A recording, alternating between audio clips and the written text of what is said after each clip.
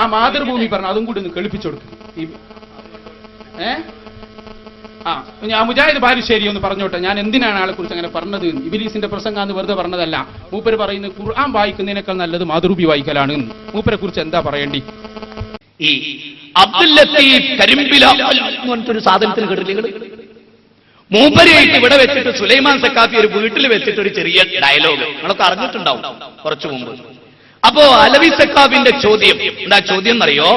ചോദ്യതാണ്, ഒരു മരിച്ച വീട്ടിൽ ഖുർആൻ വായിക്കലാണോ നല്ലത്, മാതൃഭൂമി, മലയാള മനോരമ, മാധ്യമം പോലെയുള്ള പത്രങ്ങൾ വായിക്കലാണോ നല്ലത്?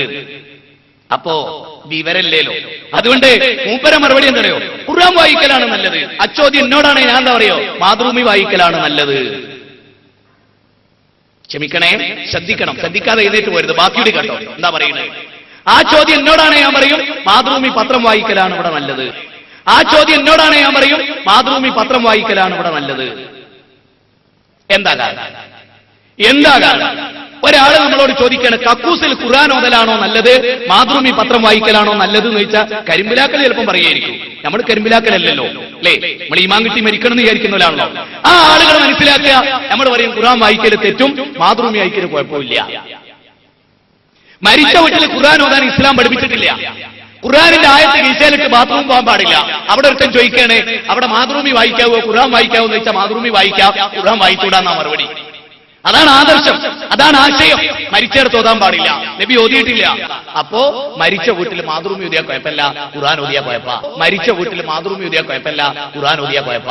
മരിച്ച വീട്ടിൽ മാതൃഭൂമി ഓതിയാ കുഴപ്പമില്ല, ഖുർആൻ ഓതിയാ കുഴപ്പ. അപ്പൊ മുജാഹിദുകളൊക്കെ മരിച്ചെടുക്കൽ കക്കൂസിലാണ്.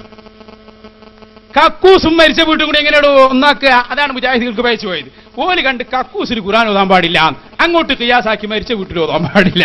മരിച്ച വീടും കക്കൂസും തമ്മിൽ എന്താ ബന്ധം? അല്ലെങ്കിൽ പിന്നെ പോലും മരിച്ച കക്കൂസിൽ കൊണ്ടുപോയി സൂക്ഷിക്കുന്നു പറയണം. എന്തെങ്കിലും ഒരു ബന്ധം വേണ്ടേ? ഞങ്ങളെ സംബന്ധിച്ചിടത്തോളം ഖുർആൻ അവിടെ ഓതണമെന്ന് പഠിപ്പിച്ച നേതാവ് അഷ്റഫുൽ ഖൽഖ് മുഹമ്മദുർ റസൂലുള്ളാഹി. ഒരു മയ്യിത്തിന്റെ സമീപത്ത് എന്നാൽ നിങ്ങൾ ഹൈറായത് പറഞ്ഞോ. ഏതാ ഹൈറായത്?